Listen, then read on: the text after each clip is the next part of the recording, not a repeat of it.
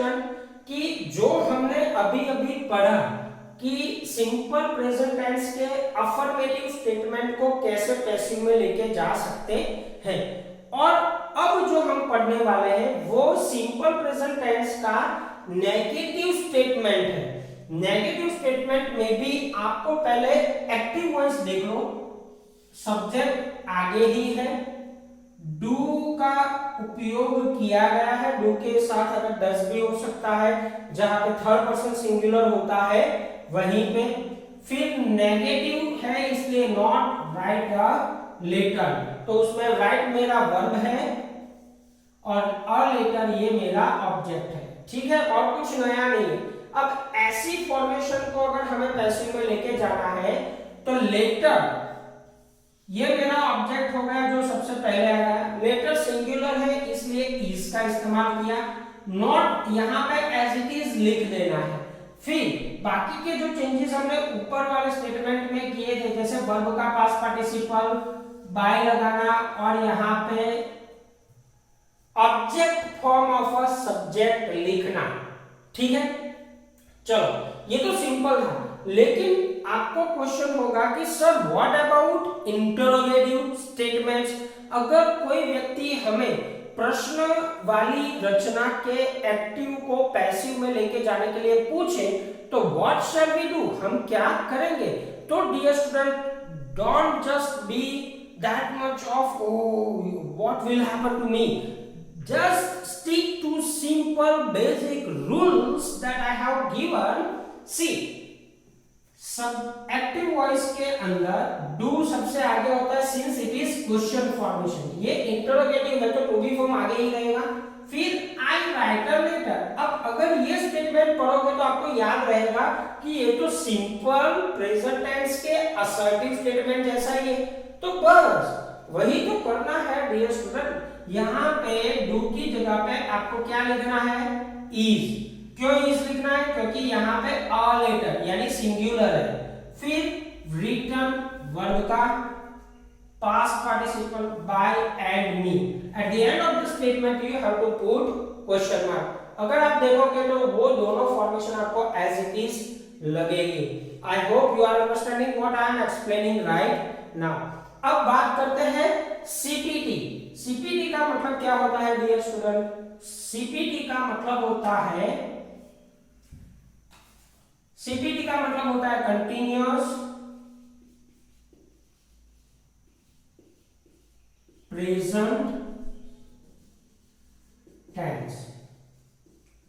CPT का मतलब होता है कंटिन्यूअस प्रेजेंट टेंस, सीपीटी का मतलब होता है continuous present tense.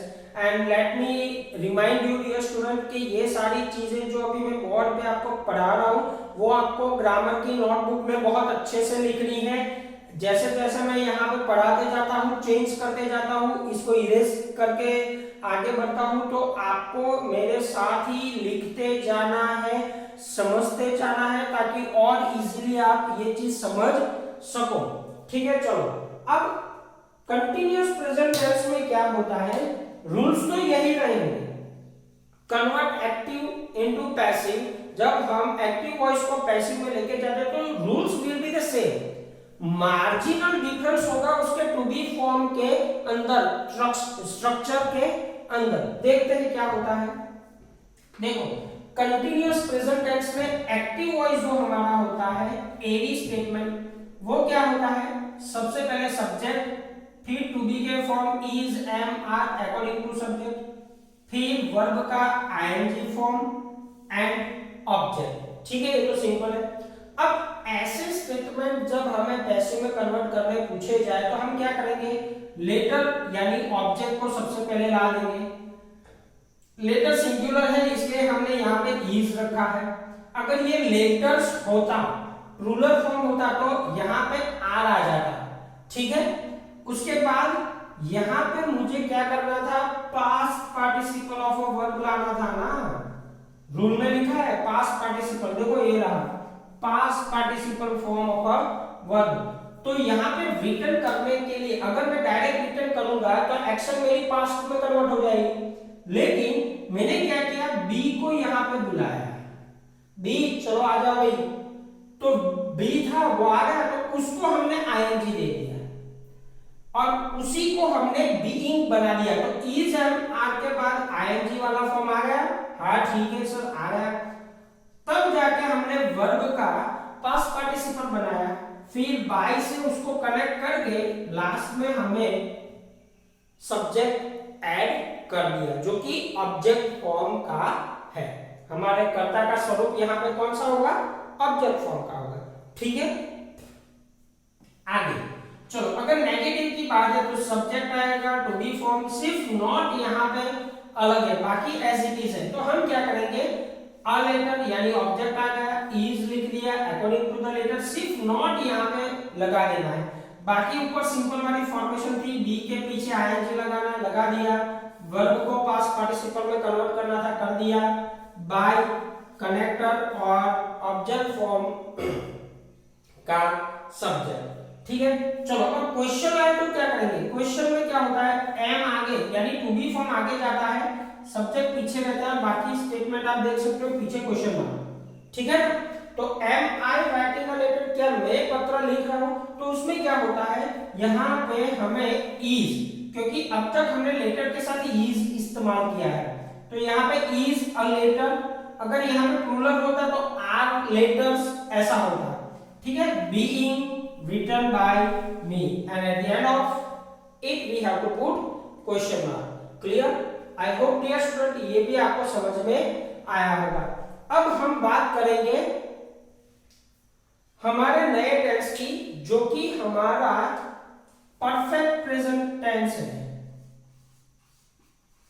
Perfect present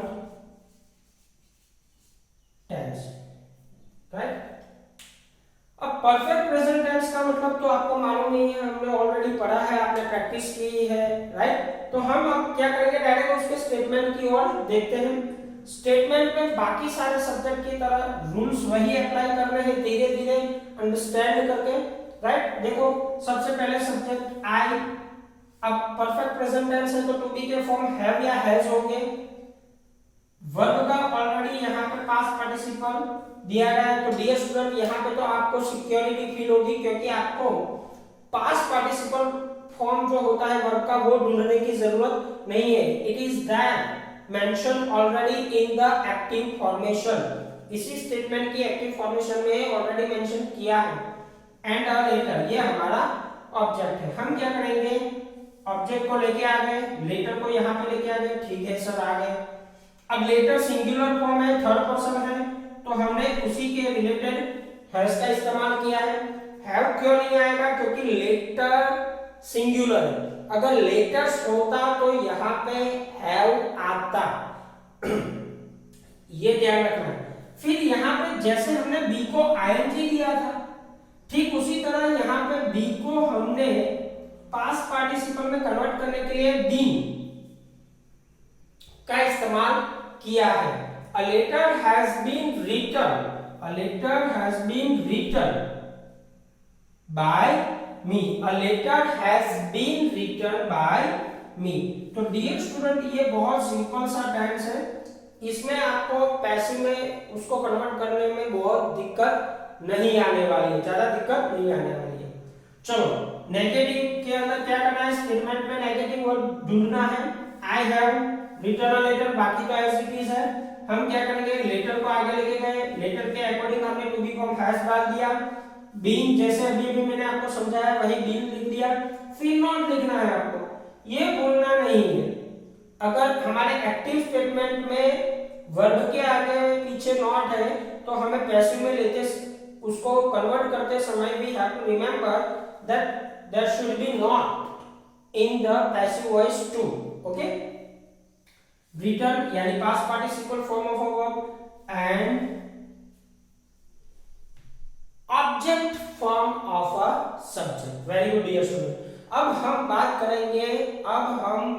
करेंगे यहाँ पे क्वेश्चन की। परफेक्ट प्रेजेंट टेंस में अगर कोई क्वेश्चन फॉर्मेशन आ गई जिसका आपको पैसिव कन्वर्ट करना है, जैसे have I written a letter और ये रहा क्वेश्चन मार्क, क्या मैंने पत्र लिखा था? और अगर ऐसा कोई स्टेटमेंट आता है तो आपको सबसे पहले यहां पे जो लेटर है, यहां पे जो ये लेटर शब्द हमारा ऑब्जेक्ट है, उसी ऑब्जेक्ट को उससे आगे आपको हैव या हैज का इस्तेमाल कर देना है। अगर ऑब्जेक्ट सिंगुलर है तो हैज, प्लूरल है तो हैव, ठीक है। हैव अ लेटर, बाकी सारा एज इट इज रहेगा जैसे हमारा यहां पे असर्टिव में था, as you can see in the sequence. That I hope dear student कि आज जो हमने active and passive voice transformation जो पढ़ा वो आपके दिमाग में ठीक से बैठ गया होगा, right. Dear student, present perfect continuous tense का पैसिव बनता नहीं है, वो हम नेक्स्ट लेक्चर में चर्चा करेंगे। Till then stay home, stay safe.